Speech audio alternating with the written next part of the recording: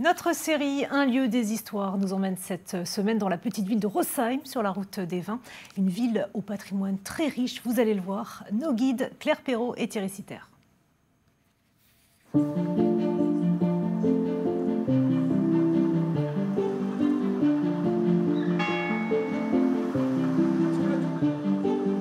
Quelle chance nous avons de passer la semaine dans la très belle ville de Rosheim. Nous allons commencer par faire les présentations.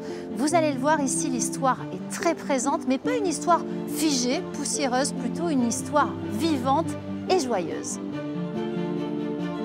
On l'appelle la Cité à la Rose en référence à son emblème. Rosheim est une étape incontournable de la route romane. Son emplacement stratégique explique à la fois son histoire et son nom. D'où vient le nom de Rosheim? Alors, dès l'origine, c'est-à-dire dès la première mention de ce qui est aujourd'hui Rosheim, elle s'appelait Rodasheim. Roda, la racine est très vraisemblablement liée au destin routier de Rosheim. Et donc, pourquoi? Parce que Rosheim a été construit sur un axe routier qui était très important, qui a relié la plaine d'Alsace à la Lorraine, en passant évidemment par les Vosges. Rosheim, c'est un destin routier. Ensuite, à partir du XIVe siècle, quand elle est définitivement acquise au titre de ville impériale, elle s'appellera tout simplement Rosheim, par compression, ce qui était assez courant à l'époque. Rosheim avec un S très fort, puisque c'est un double S. L'axe routier structure la ville, on le voit d'ailleurs sur toute la longueur, à distance régulière. Donc vous avez des rues transversales qui marquaient vraiment, qui rythmaient la ville. C'est New York. Voilà, c'est New York, autour de cet axe routier, qui vraiment détermine tout.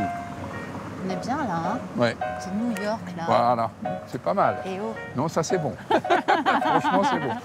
Mais revenons à Rosheim. Les plus anciens se souviendront qu'ici coulait un canal. Il a été comblé dans les années 50. Séquence 2, clap. C'est l'heure de rejoindre Quentin.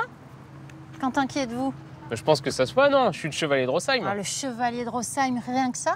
Est-ce que le chevalier de Rosheim pourrait nous expliquer pourquoi on appelle Rosheim la cité romane? Alors, cité romane, pour la simple et bonne raison qu'à Rosheim, on a énormément de patrimoine qui date de cette période romane, donc du XIIe siècle.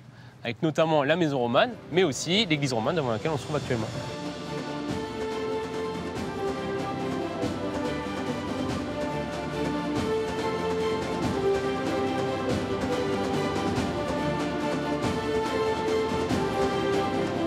Et vous, si on vous avait dit, quand vous étiez petit, que vous seriez chevalier?